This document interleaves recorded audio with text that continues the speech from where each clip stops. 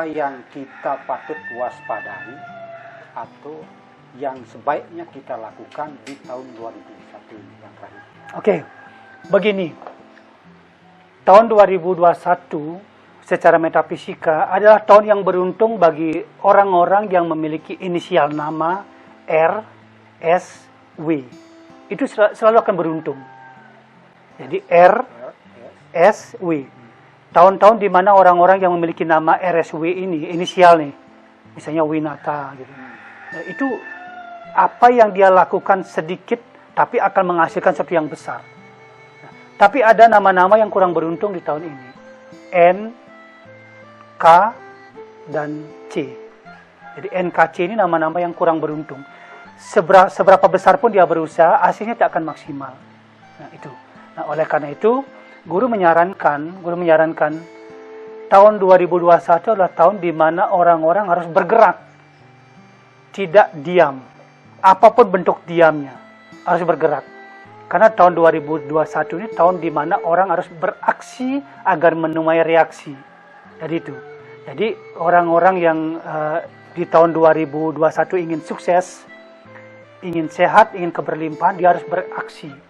Nah, bagaimana caranya beraksi? Tahun 2021 ini adalah tahun yang diwarnai oleh mereka yang sukses, yang memiliki jiwa inovatif, kemudian kreatif, kemudian jiwa-jiwa yang haus akan pengetahuan. Sebaliknya mereka yang tidak inovatif, tidak penuh kreatif, kemudian tidak haus pengetahuan, orang-orang ini 2021 tidak akan bisa mencapai kesuksesan.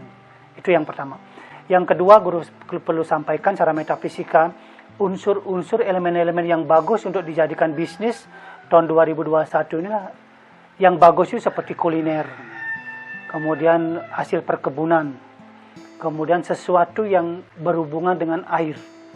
Nah, Guru prediksi kayu, kemudian besi, tanah agak melambat.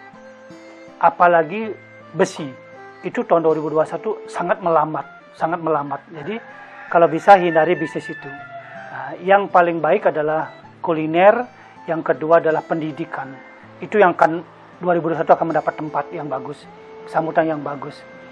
Nah, kemudian tahun 2021 ini yang perlu kita waspadai adalah tingkat stres kita harus diminimalisir.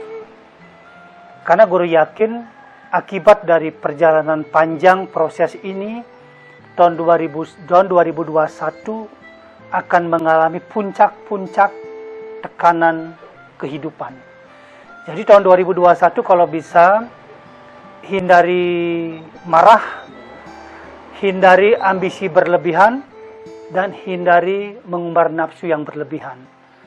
Karena kalau marah, kemudian ambisi berlebihan, nafsu berlebihan, ini yang membuat tekanan itu akan bertambah parah.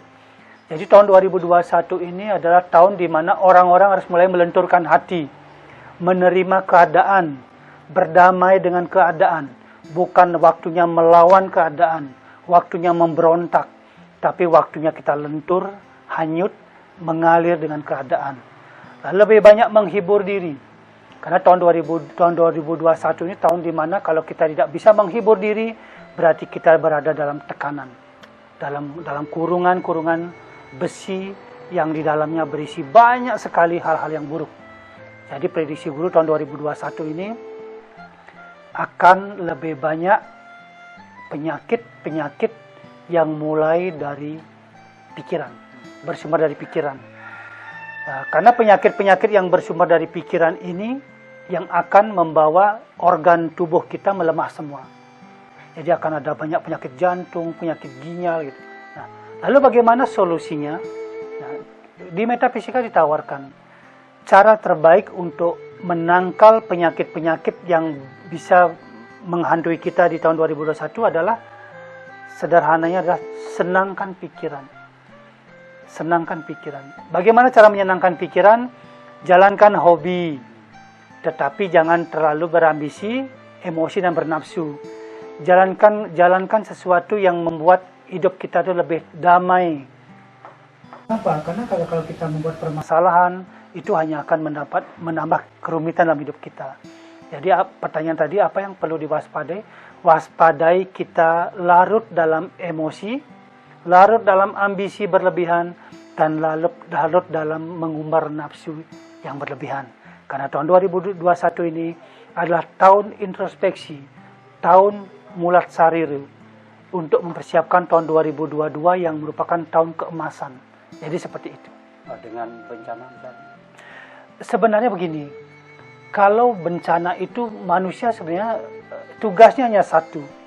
Ketika kita memberikan sesuatu yang kontribusi yang positif, seperti kata guru tadi, setiap tarikan napas kita olah dengan positif, pranayama namanya, lalu kita buang napas yang positif, maka sesuatu yang harusnya terjadi buruk itu akan berubah menjadi baik. Bayangkan saja jika semua dari kita, satu keluarga, satu individu, satu keluarga, satu desa, satu kota, satu semesta bernapas yang baik, melakukan sesuatu yang baik.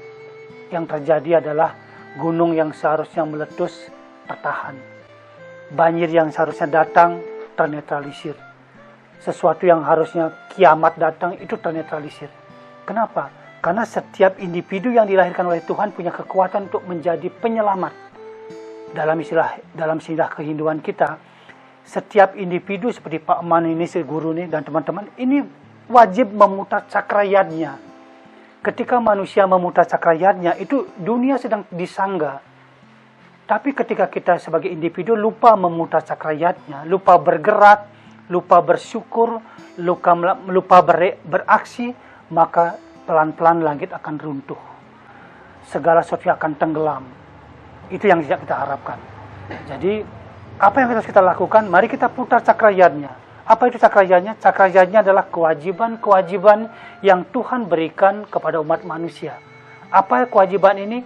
Yang pertama, selalu berperilaku positif, selalu berperasaan positif, dan selalu bertindak positif.